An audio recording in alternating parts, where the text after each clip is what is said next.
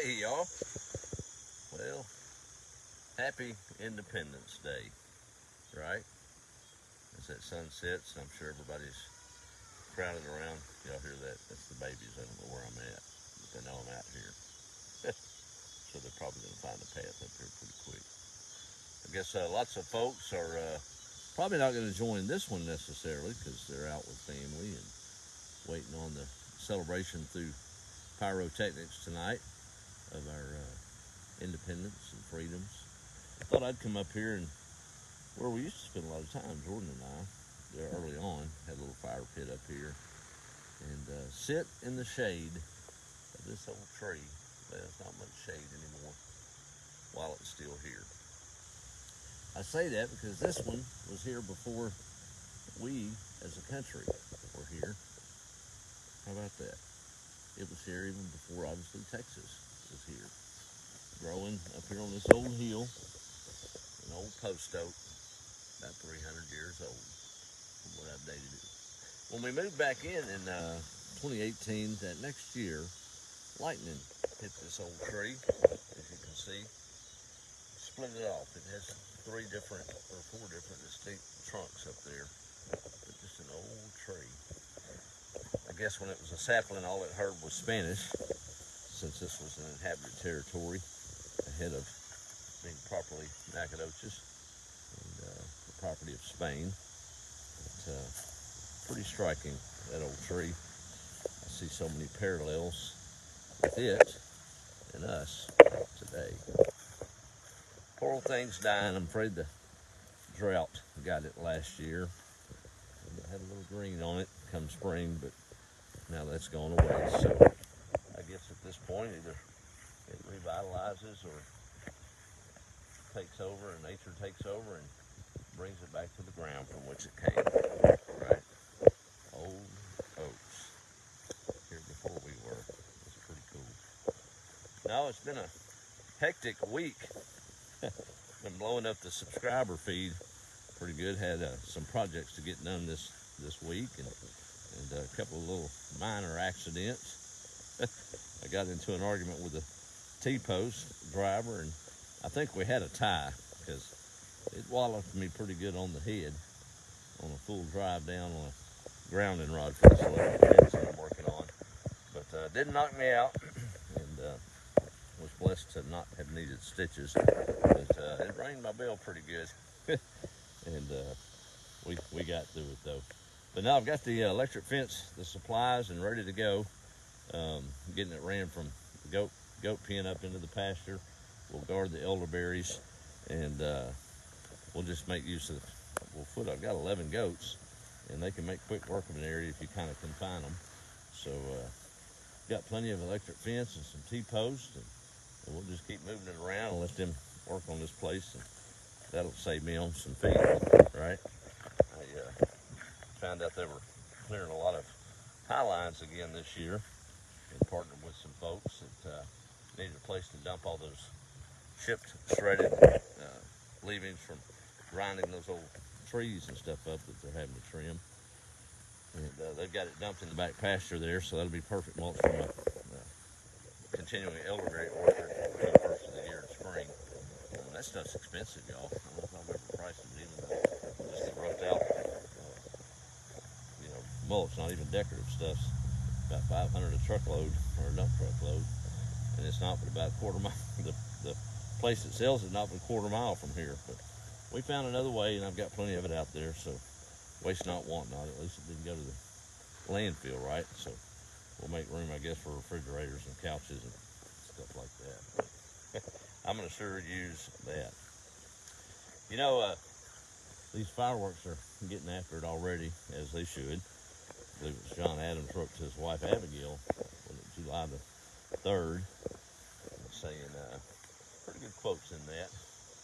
And he surmised that this would probably be the great festival for generations to come of Americans, and we've seen that it is. He also advised that we celebrate it with fireworks and shows and all kind of stuff, and that's what we do. Don't worry, all the dogs are in the house tonight. Sissy might have had something to say to poor old John Adams if he could have talked to him.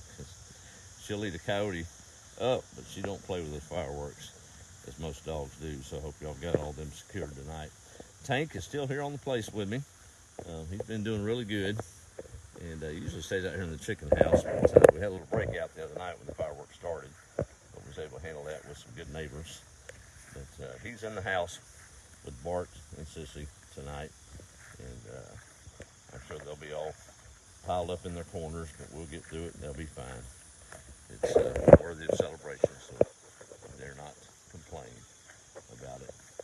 You know, looking at the state of things, and some of y'all know me, I've had my political days. I'm not going to get into that. Old oak tree having to thinking, we don't have to go the way of that dead old oak tree. It's been there as long as our country has. Television shows, and rhetoric, and news headlines, and things we've seen in the past couple of weeks might counter that. Seen a bunch of clowns, if you would. So I don't know where we cut off, but here I am. But I was saying, I'm sorry if I'm repeating, but I don't think we need to go the way of that old oak tree. It's been here as long as this country has, even though it might look a little bleak and looks like it's dying. We don't have to go that route. Seen in the news, and you know, we've all seen the headlines and the rhetoric, the politics of the day, and the race that's coming up. But all that aside, if you think about it, truly, it's our fault. It lays square on our shoulders. Y'all ever looked in a mirror and not like what you saw? Yeah, I had to. Try to improve yourself a little bit. Sure don't like it when you're frowning at yourself, do you?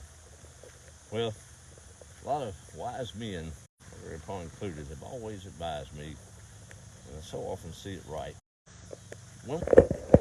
When we look to the halls of government and our elected officials, even to the city level or community level, all the way up, it's a direct reflection of who we are. Maybe not all of us, but if you've ever been driving down a road and seen a turtle on a fence post, he didn't get there by himself, and neither did they. We know our society is a mess, and before we laugh, and I've done it, I mean, they say not to throw stones in a glass house, but I'm throwing a few, and I'm living in that glass house. But if what I'm seeing through that glass is what I think I'm seeing, then that glass needs to be broken and rebuilt with something a little bit more stable. So I'd offer a little revolt, right? A revolution, if you would. Maybe today would be a good day to start it individually in our own lives. Now, wait a minute. Before y'all start getting out your pistols and peace signs on both sides, I'm not talking about a violent revolution. I'm talking about a revolution of relationships.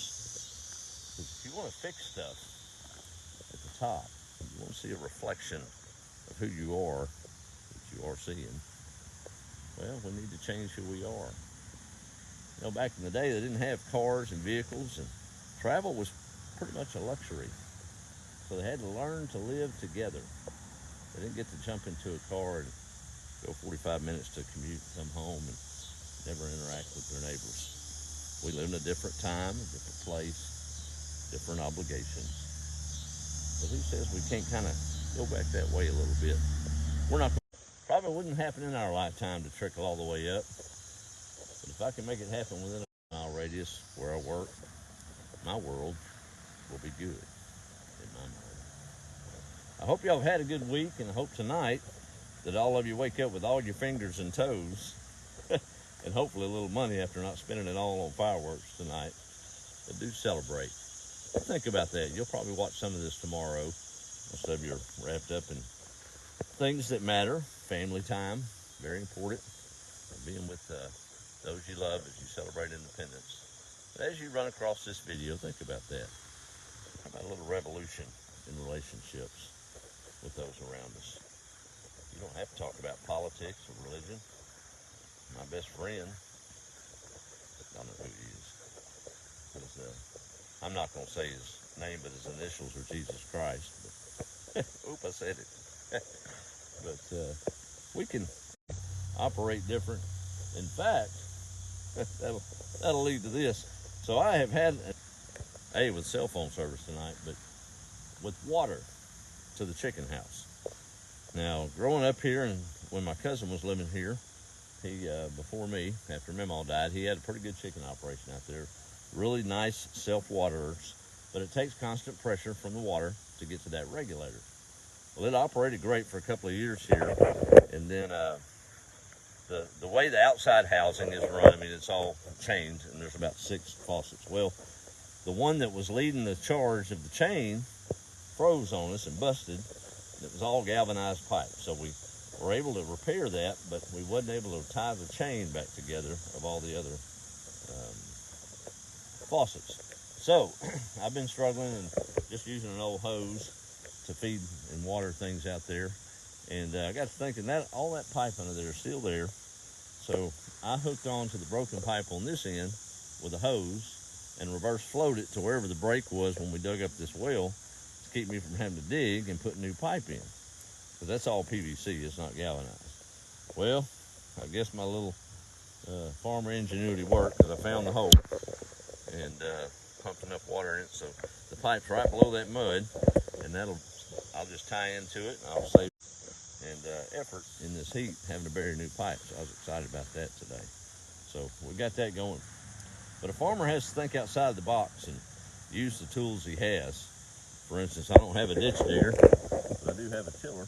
So I was trying to come across over that. Well, it happened on a rural country road one day. Motorist was coming down through there, and Mr. Curve had been a little wet lately. Well, he ended up in the ditch, and there he was with his car stuck and no way to call anybody. He didn't wait but about 10-15 minutes. Along come a farmer on his horse or pulling a wagon. And he stopped to help the guy. He said, sir, you want to help him pull it out of the ditch? He said, well, yeah, if you would. He said, well, this is my horse Buddy, and we'll get you taken care of. So he hooked old Buddy up to that car, and he hollered out, come on, Cleo, pull. Nothing happened. Come on, Penelope, pull. Still nothing happened. That motorist was looking at him like he's crazy. He said the third time, come on, Leonard, pull. Still nothing. Well, finally, the old farmer hollered out, all right, Buddy, pull. And I mean, Buddy pulled, and it wasn't 2 struggles, and that car was out of the ditch. Well, the old motorist walked up to the farmer and said, man, I got to ask you, why in the world was you calling all them wrong names of your horse? You said his name was Buddy. He said, oh, Buddy's blind. If he thought he was out here by himself, he would never done it. So it took a team and a little ingenuity, didn't it? That's right. Oh, man. Well, I'm ready to get this electric fence up and where it needs to be so that we can get a little mowing done and a little full belly from these goats. Just really thinking about relationships. Another one that's important is family and a legacy. Because with that oak is a place. You can call me crazy if you want, but that old farmhouse there since the 40s didn't know hate, didn't know strife. There was peace and a walk of faith in that house. There's a kitchen window on the other side that prayers that went in and out of by my Mamaw and mother for a long time. You know, I think about that as things happen on this place, and things happen, accidents happen. Things go wrong. It's a farm, it's moving parts, it's chaos. And every time I get in a jam, it could be really bad. Like that old T-post driver hitting me in the head. I give credit to the good Lord, and I think if you could see it, it's not visible. There's a big old hedge around this property, built through prayer and love. And it could get raised down tomorrow with a forest fire. Who knows, after fireworks tonight.